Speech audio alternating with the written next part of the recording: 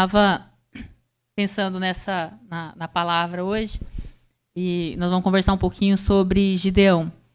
E é muito interessante que todas as vezes que eu penso em Gideão, eu lembro quando nós viemos para a gente decidir de vir para os Estados Unidos. E não foi uma decisão simples para nós, né? E aí o Edson falou assim, oramos por 9 meses para até tomar a decisão de vir. E na época de tomar a decisão, o Edson falou assim, não, nós vamos falar com o presidente da nossa convenção. Se ele falar que não, é para a gente não ir. Ele foi e falou com o presidente da convenção, falou, não, eu acho que é bom, eu acho que é interessante você ir. Aí ele falou assim, não, então nós vamos falar com o presidente da ordem dos pastores. Se ele falar que não, é porque não é para ir. E ele foi, e aí o pastor Paulo falou, não, eu acho que é interessante você ir, sim. Ele falou, não, mas vamos falar com o pastor Oswaldo, que é o nosso pastor. Se ele falar que não, a gente não vai. Eu falei, vamos falar com o pastor Oswaldo.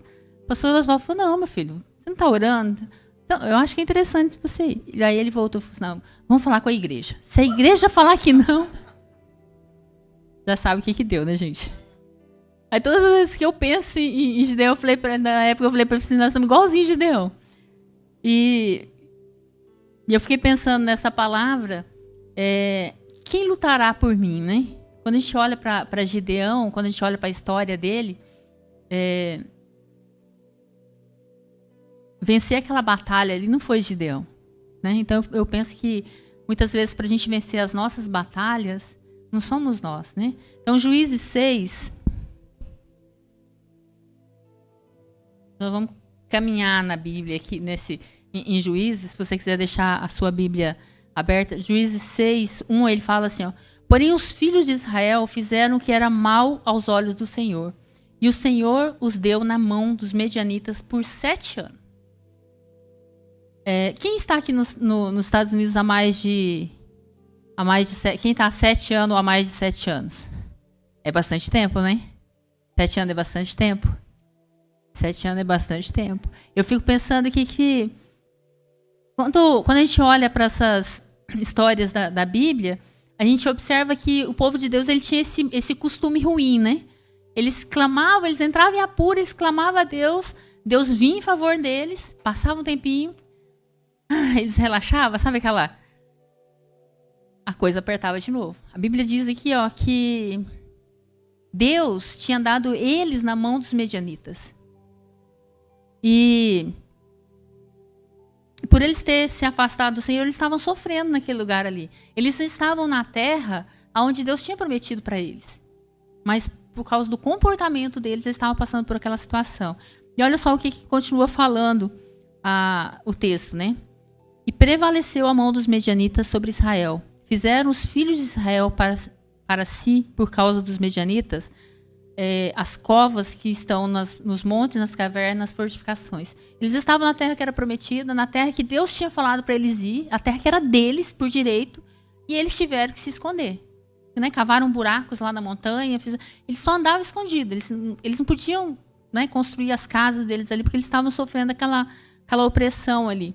Eles tinham entrado na terra, né, e aí... Diante de tudo aquilo ali, se afastaram do Senhor e agora estavam vivendo como se a terra não fosse deles, como se o Senhor não tivesse dado aquele lugar para eles, como se eles não tivessem direito.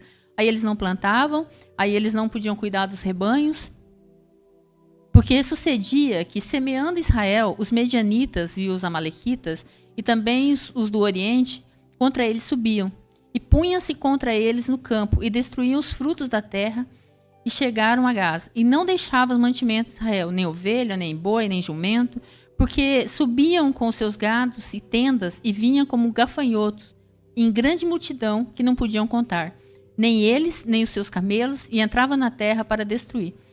Nesse momento aqui, tudo que eles faziam, os inimigos dele vinham e destruíam. Já ouviram aquela expressão sem dó nem piedade? Eles plantavam de usufruir daquilo que eles tinham plantado, de repente vinha os medianitas, quando vinha os medianitas, vinha o povo do Oriente, de algum lugar vinha e destruía tudo, acabava com tudo, né? Saqueava as colheitas deles, saqueava o gado, não deixavam nada para eles. E eles estavam vivendo esse momento aqui, assim, eles já estavam no limite, eles não estavam aguentando mais aquela situação. Porque se o inimigo viesse ali, e levasse parte do que eles tinham, mas o que eles não aguentavam carregar, eles destruíam. Não sobrava nada para eles. Assim Israel empobreceu muito pela presença dos medianitas. Então os filhos de Israel fizeram o quê? Fazer bem, né? Clamaram ao Senhor. Ô Deus, dá uma olhada para a nossa situação. Tudo que eu faço, eu me mato, a gente se mata de trabalhar. Na hora de usufruir, o povo vem aqui e destrói tudo, acaba com tudo. Então eles né, clamam ao Senhor. Falam, Deus, a gente não está aguentando. Nós saímos lá da servidão do Egito. Lá no Egito, pelo menos, a gente tinha o que comer. Que nem o que comer a gente está tendo mais. A pobreza estava tão grande, porque tudo que faziam era destruído. Não podiam construir, não podiam cuidar de um gado, não podiam. Nada que eles faziam ia para frente, porque o inimigo vinha e destruía tudo. E sucedeu que, clamando os filhos de Israel pelo Senhor, por causa dos medianitas, enviou o Senhor um profeta aos filhos de Israel que lhe disse: assim diz o Senhor Deus de Israel, do Egito: eu vos fiz subir e vos tirei da casa da servidão. Eu vos livrei das mãos dos egípcios e das mãos de todos quantos vos oprimiam, e expulsei diante de vós, e vos dei a terra. E vocês? E vos diz: eu sou o Senhor, vosso Deus. Não temais aos deuses dos amorreus, em cuja terra habitais. Mas não destes ouvido à minha voz. Por que o povo estava naquela situação? Por que eles estavam passando por aquela situação? Não era porque naquela terra tinha um povo que tinha um Deus forte. Não era porque naquela terra tinha guerreiros. Né? Eles estavam passando por aquela situação porque eles tinham deixado de ouvir a voz do Senhor. Eles estavam passando por aquela situação porque eles tinham se afastado de Deus. Deus, nesse momento, traz a memória deles, né, que quando eles clamaram por socorro lá no Egito, Deus respondeu. Quando eles clamaram que eles estavam com fome, né, Deus organizou, eles foram para o Egito, passaram um tempo no Egito, sofreu aquela situação toda, ficaram, né, depois que morre José, morre toda a descendência deles ali, eles clamam novamente, porque já estavam escravos lá, Deus manda socorro, eles chegam na terra, se esquecem novamente do Senhor. Eles clamam novamente, o Senhor fala: vocês estão nessa situação porque vocês não ouviram minha voz. Por isso vocês estão passando por isso. E aí Deus manda um anjo dele, e então o anjo do Senhor veio e assentou-se debaixo de um carvalho que está em Ofra, que pertencia a Joás, a Bizierre, e a Gideão, seu filho. Estava malhando o trigo no lagar para salvar dos medianitas. Nesse momento aqui, a coisa estava tão difícil que malhar trigo num lagar, o lagar é um lugar onde se apertava as uvas, onde se trabalhava a uva para fazer o vinho. Então era um lugar pequeno. Eu estava olhando sobre essa questão do o trigo. Na verdade, ele tinha que ser colocado na eira, né? Que quando eu era criança, morava no Paraná. No Paraná tinha muito aquela questão dos terreirão. Quem já ouviu falar de terreirão de café? Que fazia uma calçada muito grande, onde se esparramava o café, né? E tinha uma outra... quando colhia arroz, por exemplo... Gente, eu sou bem jovem, tá? Eu não sou assim, mas eu vivi lá no interior. Eu vivi toda a falta de tecnologia. E eles usavam a triadeira para processar o grão. Eles usavam, mas também usavam... Quem já ouviu a expressão de cambão? São duas varas que eles usavam para bater, para soltar o grão, tanto do feijão quanto do arroz. Né? E aqui, nessa época, eles usavam como se fossem carroças sem as rodas, e aí o animal puxava, o corpo da carroça roçava sobre os grãos e debulhava os grãos. Então, era muito mais fácil, porque se esparramava aqueles grãos, deixava secar, vinha, né, fazia triturava. Só que se eles fizessem isso, os medianitas vinham e levavam tudo embora. Então, não tinha como. Então, o Gideão fala assim: bom, eu vou levar lá para o lagar, vou ter que fazer um processo muito mais difícil, muito mais demorado, mas pelo menos eu vou ter alguma coisa para me oferecer para minha família. E aí, quando ele está nesse processo ali, trabalhando com o trigo naquele lugar ali, escondido dos medianitas, vem um anjo do Senhor. Quando a Bíblia fala de anjo do Senhor, ele fala do próprio Deus, aparece para ele ali, e encontra ele fazendo aquele serviço num lugar onde não era apropriado para que ele estivesse fazendo. Mas era o que ele tinha naquele momento. Não tinha outra forma, era muito mais trabalhoso, era muito mais difícil, demorava muito mais tempo, mas era o que ele tinha. Se ele fizesse de outra forma, o inimigo viria e levaria tudo embora, né? Ele queria ter uma provisão para a família. E quando o anjo aparece para ele, o anjo fala assim, ó, então o anjo do Senhor lhe apareceu e lhe disse, o Senhor é contigo, homem valoroso. Gente, eu fico imaginando a cara de Gideão. Ele está lá escondido, malhando o trigo dele no lagar. De repente aparece alguém para ele e fala com ele. Quem que está assim, distraído, fazendo um negócio que alguém fala, toma aquele maior susto. Eu imagino que ele deve ter dado um pulo e falou, lá vem os medianitas, lá vem o povo tomar meu trigo.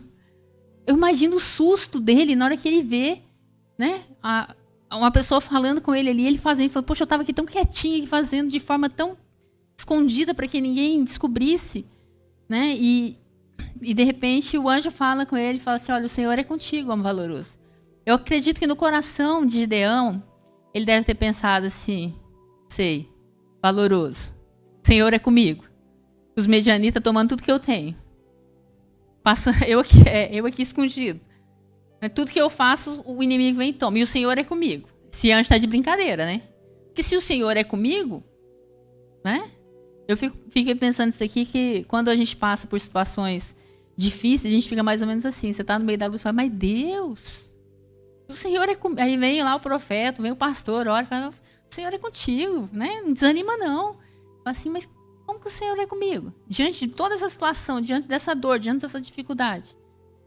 E Gideão responde para ele.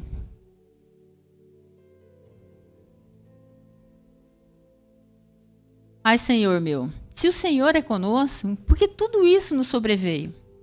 E o que é feito de todas as tuas maravilhas que os nossos pais nos contaram, dizendo, não nos fez o Senhor subir do Egito, porém agora o Senhor nos desamparou e nos deu nas mãos dos medianitas? Nesse momento aqui, Gideão rasga o coração dele para o anjo, falando, anjo, eu ouvi falar tanto, eu ouvi falar tanto do Senhor, Deus. Os nossos pais contaram tantas maravilhas, tantos milagres, mas não dá para a gente entender agora essa situação que a gente está vivendo, porque o Senhor não mudou. Na verdade, quem tinha mudado era o povo, né? O povo que tinha se afastado. Deus não deixou de ser bom, Deus não deixou de abençoar, mas o povo se afastou. Então, Gideão fala, mas se o Senhor é conosco, por que o Senhor nos desamparou? Por que o Senhor nos entregou na mão desses? O Senhor nos deixou nessa dificuldade, né? Se o Senhor nos ama mesmo, por que o Senhor está me permitindo isso? Então, quando a gente passa por uma dificuldade, a gente olha para a dificuldade e a gente, se a gente não cuida, a primeira coisa que a gente fala é assim, para Deus, mas por quê? Né? Se o Senhor me ama, por que o Senhor permite? Se o Senhor me ama, por que o Senhor, né, me deixou nessa situação? E a gente tem que ter muito cuidado com isso. Tem coisas que Deus não tem a necessidade de explicar para nós. Tem coisas que nós passamos que nós não vamos entender. Tem coisas que nós passamos porque a gente se afasta. Tem coisas que a gente pisa na bola, né? E aí a gente sofre a consequência daquilo. Aqui, nesse momento aqui, o povo estava sofrendo a consequência. E Gideão, ele olha e fala assim, mas o Senhor fez tantos milagres, o Senhor fez tanta coisa, a gente ouve tanto falar e agora a gente está passando por essa situação, né? Mas quando o anjo olha para ele e vê nele um bom homem, Gideão era um homem de Deus. Então o Senhor olhou para ele e disse, vai nessa tua força e livrarás Israel das mãos dos medianitas. Porventura não te enviei eu? Deus olha e vê em nós algo diferente. Deus não vê, Deus não nos vê como nós nos vemos. Deus, ele sabe o que ele tem colocado dentro de nós. Deus sabe o potencial que ele tem colocado dentro de cada um. Deus sabe o potencial que ele tem colocado nas tuas mãos. Deus sabe para quê, qual o propósito dele para a tua vida. Muitas vezes nós duvidamos disso, né? E ele disse, ai, Senhor meu, como livrarei eu a Israel? Eis que a minha família é a mais pobre em Manassés. E eu, o menor da casa do meu pai. Fala assim, Deus, o negócio é o seguinte, eu sou pobre, eu sou pequeno, eu sou fraco. E ele começa a se depreciar diante de Deus. Vou me depreciar aqui, lembrei de uma historinha, gente. Eu estava lá de Goiânia, né? Vou falar da minha terra, vou falar de Goiânia, não é da nossa igreja não, é lá de Goiânia. O pastor estava ministrando pra gente, contando a história. Diz que tinha 2 novos convertidos orando. E aí, de repente, ele sai do braço dentro da igreja, num dia lá no momento de oração e os dois saem no braço lá. Isso aqui é uma confusão. O pastor, mas o que aconteceu? E vai. Aí que chegou lá, que o cara falou assim, mas o que aconteceu? Por que você ficou tão bravo desse jeito, meu irmão? Ele falou assim, pastor, só acredita que ele estava falando mal de mim para Deus? Aí ele falou assim, como assim ele falando mal de mim para Deus, de você para Deus? Ele falou, pastor. Aí o outro falou assim, pastor, eu só estava confirmando a oração dele. Eu falei, como assim? Ele falava assim, Deus, eu não presto. Aí o outro falava assim, é verdade, Deus, ele não presta, ele não vale nada. Eu nunca mais quis ouvir. Então o Gideão estava assim, falou, Deus, eu sou pequeno, eu sou fraco, eu sou fracote, eu não, né? Lá no Itaberaí, você fala assim, eu não dou conta, Deus, manda outro, porque não vai dar certo. Eu vou lá, vou apanhar daquele povo, vou passar vergonha. O Senhor vai passar vergonha se o Senhor me mandar. Né? E quantas vezes nós fazemos exatamente dessa forma? Deus fala para você, faz algo, fala, não, Deus, eu não. Manda, né? Manda o outro lá, ó. Ele canta, toca, ele prega, né? Ele sabe fazer várias coisas. Eu não, Deus, manda outro, não vai dar certo. Então, Gideão olha para ele e não consegue ver nele o potencial que Deus via nele. Gideão não consegue vislumbrar uma saída para aquela situação. Eles tinham clamado, Deus falou que ia levantar alguém. E quando a gente olha para as pessoas que Deus usou na Bíblia, são pessoas como eu e como você. Pessoas que olhavam para elas e falavam assim, não vai dar certo. Se depender de mim, não vai dar certo. Né? Então Gideão fala assim, Deus, eu sou pobre, eu sou pequeno, eu sou fraco. Deus fala, não, é você mesmo. E o Senhor disse, portanto eu hei de ser contigo. Tu ferirás os medianitas como se fosse um só homem. E ele disse, se agora tenho achado graça a teus olhos, dai-me um sinal de que és tu que fala comigo. Rogo-te que daqui não te apartes, até que eu volte e traga o meu presente. E ponha perante ti. E disse, eu esperarei até que volte. Nesse momento ele fala para o anjo, bom, já que não tem jeito, já que o anjo não vai mudar de ideia mesmo, então espera aqui que eu vou buscar um presente. Se é o anjo do Senhor, vai ter a confirmação. Porque ele estava tão sofrido, ele estava com tanta dificuldade, que ele falou, será que é Deus mesmo falando comigo? Né? Será que é Deus que está me entregando essa mensagem? Será que eu não estou... Né? E ele fala, então espera aqui que eu vou buscar um presente. Se é Deus mesmo, o Senhor vai... E eu fiquei pensando nisso daqui, porque a gente costuma fazer o processo inverso, né? Eu quero uma coisa de Deus, eu falo, Deus, se o Senhor me der isso, eu vou te fazer tal coisa para o Senhor, né? A gente não tem esse mau hábito de fazer isso com Deus? Deus, olha, se o Senhor me der um salário, se o Senhor me der, eu vou... E a gente começa a negociar. Eu quero que Deus faça para depois eu fazer. E a gente olha para a Bíblia, os exemplos não são esses. Os exemplos são, eu trago a oferta para o Senhor e depois eu trago o meu pedido para o Senhor. Né? Eu não trago um pedido para o Senhor que depois eu vou... Então Gideão vai e fala assim, espera aqui que eu vou buscar um presente. E ele vai e prepara uma oferta. Ele falou, bom, se é o Senhor mesmo, ele vai lá, faz os pães, pega o cordeiro, sacrifica o cordeiro ali, prepara, traz o caldo, traz... Quando ele chega diante do anjo, com aquilo que ele tinha preparado, ele fala assim, ó, e entrou Gideão e preparou um cabrito e pães ázimos, de uma efa de farinha. A carne pôs num cesto e o caldo pôs numa panela. E trouxe-lhe até debaixo do carvalho. E lhe ofereceu. Porém o anjo de Deus lhe disse, toma a carne e os pães ázimos, e põe sobre a pedra, e derrama o caldo, e assim o fez. O anjo do Senhor estendeu a ponta do cajado que estava na sua mão, tocou a carne e os pães ázimos, então subiu o fogo da pedra e consumiu a carne e os pães. E o anjo do Senhor desapareceu dos seus olhos. Então viu Gideão que era o anjo do Senhor e disse, ah, Senhor Deus, pois vi o anjo do Senhor face a face. Porém o Senhor lhe disse, paz esteja contigo, não temas, você não morrerá.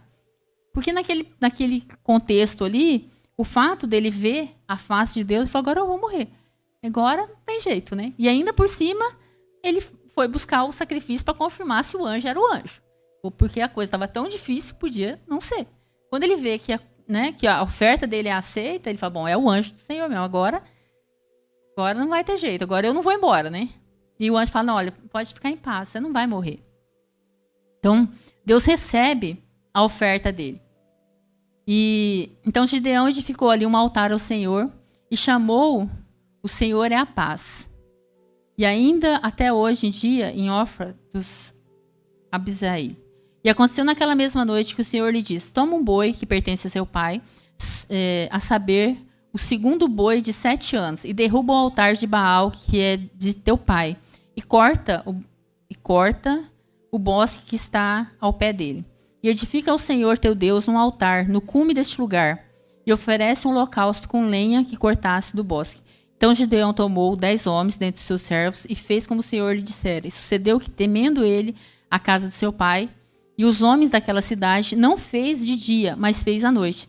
Levantou-se, pois, os homens daquela cidade de madrugada, e eis que estava o altar de Baal derrubado, e o bosque estava aos pés dele, cortado. E o segundo boi oferecido no altar que foi edificado. Nesse momento aqui, a primeira oferta, ele traz ao anjo, oferece ao anjo, e aí, logo em seguida, o Senhor fala assim: agora eu quero uma oferta.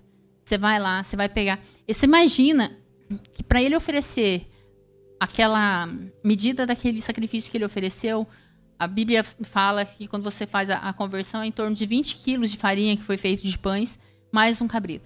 Um povo que estava com dificuldade, um povo que estava... Ele pegou o que ele tinha, né? E aí o Senhor fala assim: olha, eu quero a oferta, aquele boi está sendo preparado para a oferta. Quanto tempo que eles estavam sofrendo na mão dos medianitas? 7 anos. O Senhor pede para ele o boi de 7 anos. Era algo muito precioso para eles. E o Senhor fala: olha, traz o que tem de precioso lá, desapega. E ele fala assim: olha, mas não basta você vir e trazer fazer esse sacrifício para mim. Eu quero que você tire do meio de vocês a idolatria. Eu quero que você vá lá e derrube aquele altar que o teu pai edificou, que a tua família edificou. E aí ele fala assim, ele fica pensando, ele fala: bom, além dos medianitas, agora eu vou arrumar uma confusão no meio do povo, né? Porque a própria família vai falar assim: agora aí, ó o santinho, né? Vai lá, agora vai querer derrubar o altar de Baal. E ele faz isso de madrugada, porque ele teme, né? Teme a própria família, teme aos homens que trabalham para o pai dele. E ele faz, quando as pessoas acordam de manhã e vê que foi derrubada aquela estátua, que tem ali um altar com um sacrifício a Deus, eles falam agora, e eles vão pro pai dele e falam: olha, teu filho foi lá e derrubou o altar do teu Deus. E o pai dele fala para ele assim: se o meu Deus não se protegeu, o que eu vou fazer? Porque foi o que aconteceu, né? Ele foi lá e falou assim: olha, se eu tenho que proteger, se eu tenho um Deus e eu tenho que o protegê-lo, para que ele está me servindo? Né? Então ele fala assim... Então Gideão, ele nessas situações, ele vai sendo... vai recebendo essas confirmações daquilo que Deus tinha para ele. Deus fala para ele assim: olha, eu vou te levar para você realmente libertar o povo. E ele pega e manda os recados, né, para as tribos, para o pessoal. Eu estava vendo nessa questão da guerra, está se falando muito agora sobre a Rússia e a Ucrânia. E todo mundo, quando olha para as duas potências, são completamente diferentes. A Rússia é um país completamente com um potencial bélico, com muito dinheiro, com tudo, contra um país muito pequeno. Então, eles imaginavam que eles iam entrar lá e, de repente, iam destruir tudo, porque era um país muito pequeno. E, de repente, essa situação está se arrastando, porque o país ele não se rendeu. E eu fico imaginando que, quando Gideão olha para isso daqui, ele fala assim: gente, nós somos muito pequenos, esse povo vai vir e vai acabar com a gente. Né? Então ele chama todos os aliados dele, todas as tribos, e fala: olha, manda todos os soldados que você tem aí. Manda aquele, igual está lá na Rússia, né? A partir de 18 anos, é proibido sair do país, o que estava na reserva, vai todo mundo. Então ele falou assim: todo mundo que pode guerrear, todo mundo que dá conta de segurar uma arma, vem para cá, vamos, né? Porque Deus vai nos dar a vitória com esse povo. Então ele junta todo mundo. Mas o interessante é que Deus fala para ele assim, fala: olha, Gideão, o negócio é o seguinte: se você fizer do seu jeito, vai dar problema. Né? O povo vai falar assim: nós somos bons, nós somos fortes, nós fomos lá e vencemos o inimigo. Então, para que o nome do Senhor fosse glorificado, não podia ser feito do jeito de Gideão. Porque o jeito que eles estavam fazendo não tinha dado certo até então. E aí ele fala para Gideão assim, ó, e o Senhor disse a Gideão, é muito povo que está contigo para eu dar aos medianitas na tua mão, a fim de que Israel não se glorie contra mim, dizendo, a minha mão me livrou. Quando a gente está passando por situação difícil, quando nós confiamos naquilo que nós podemos fazer, nós tiramos a glória de Deus. Quando é uma situação que é impossível que nós consigamos fazer, a glória é de Deus. Então Deus falou assim, olha, se você for do jeito que você está querendo, a glória vai ser tua, não vai ser. O povo, os israelitas vão olhar e falar assim, ó, nós somos bons mesmo, nós somos guerreiros. Nós somos uma geração de guerreiros, nós somos uma geração de homem forte. E falou assim, então o que acontece?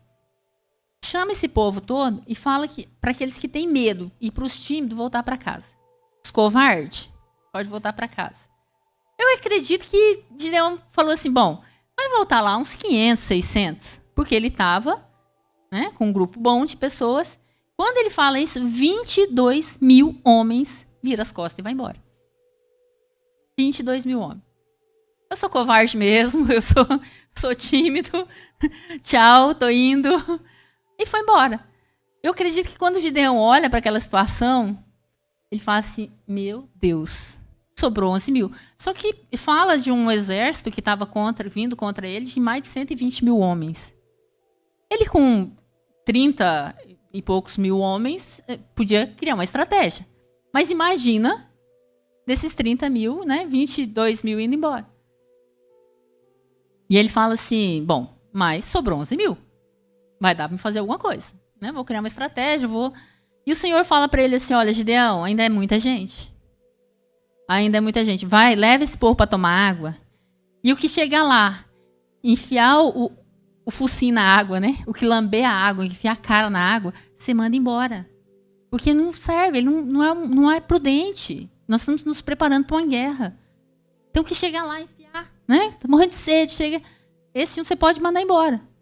Agora, aquele que com uma mão segurar a espada, com o outro trazer água na boca, esse será aquele que vai guerrear com você.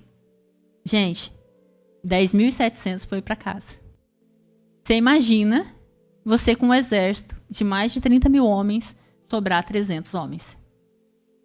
Eu fico pensando que no coração de Gideão, ele falou assim, Deus, eu vou para casa. Não vai dar certo.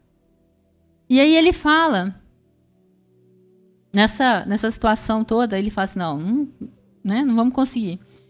E os medianitas e os amalequitas e todos os filhos do Oriente jaziam, estavam no vale, né? E era uma multidão muito grande de gafanhotos, como gafanhotos, né? E eram inúmeros camelos. É como se fosse um mar de areia. Ele olhava e falou assim, nós não conseguimos contar de tanta gente que tem lá. Gideão sabia que aquela luta, por ele, não tinha como. Era impossível ele vencer, né? E aí Gideão fala assim, olha, Deus, o negócio é o seguinte. Se o Senhor vai pelejar comigo mesmo, então o Senhor me dá um sinal. E ele pega um pouco de algodão, sei lá, de lã, né? E coloca e fala assim, Deus, olha só. Se a lã que eu estou colocando aqui amanhecer seca e tudo em volta estiver molhado, se toda a eira estiver molhada, mas essa lã estiver seca, eu sei que o Senhor vai ser comigo. Ele já tinha duvidado do anjo lá atrás. Né? Deus fala com ele, confirma as coisas para ele. E aí ele fala assim, ó Deus, dá para o Senhor confirmar mais uma vez? Eu vou colocar a lã. Aí ele acorda de manhã, tá tudo molhado em volta e a lã tá seca. Ele olha para aquilo e ele fala assim, Deus, não estou duvidando do Senhor, não. Fica bravo comigo, não. Mas olha só, eu vou colocar novamente a lã. Se tudo em volta estiver seco e a lã estiver molhada, eu vou entender que foi o Senhor que falou comigo mesmo.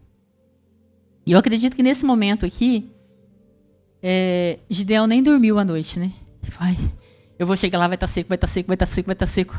A lã vai estar seca, a lã vai estar seca. Ontem foi só, não é isso, não é isso. Quando ele chega, tá tudo seco em volta. E a Bíblia diz que aquela lã, ele apertou, deu para encher um copo, uma taça de água.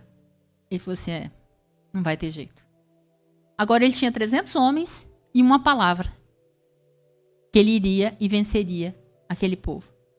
Agora, se ele tivesse ido lutar de forma humana com aquelas pessoas, ele teria ganho? Ele teria vencido? Então, muitas vezes nós perdemos as batalhas, não porque Deus não tem aquilo para nós. Nós perdemos as batalhas porque nós entramos em batalhas espirituais de forma humana. Nós queremos usar as nossas armas racionais para batalhas que são espirituais.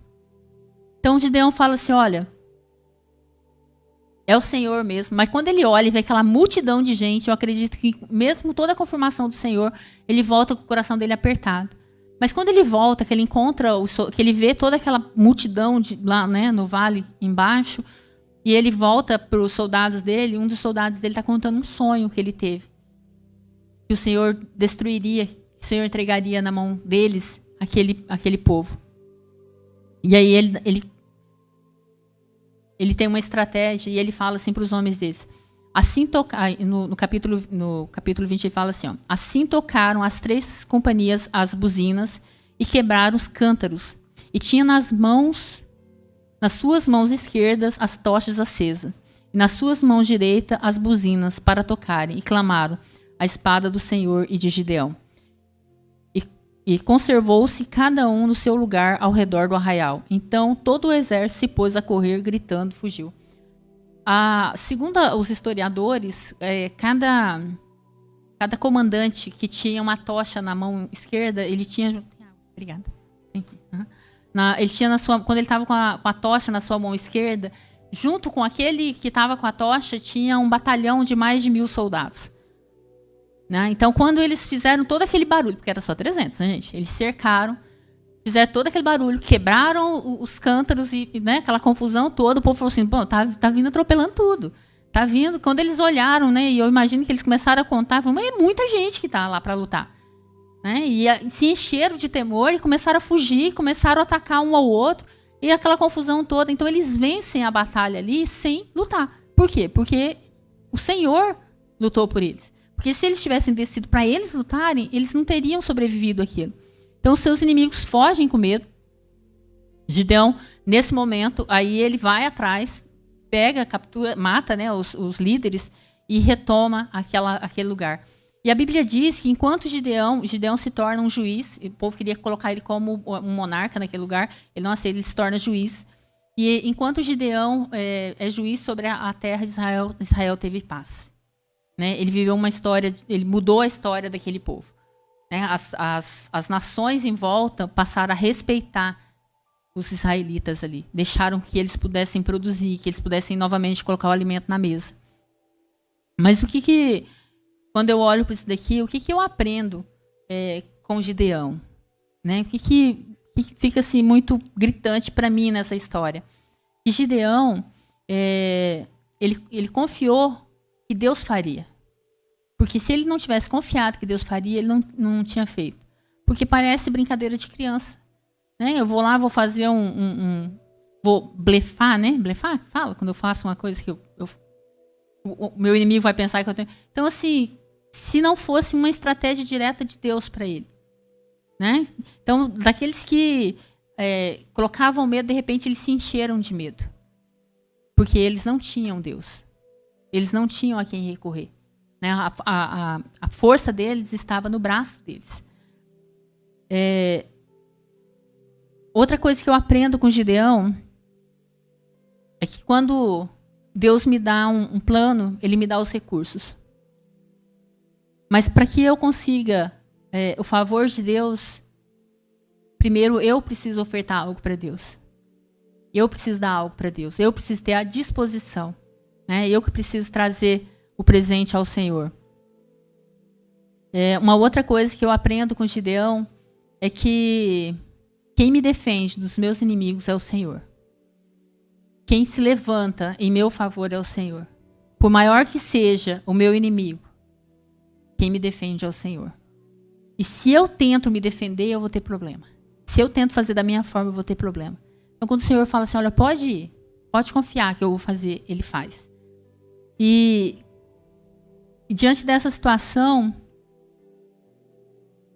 a gente observa em Gideão que ele teve uma postura, que ele teve a coragem, que ele não foi tímido, que ele não foi covarde, e que ele confiou completamente no Senhor.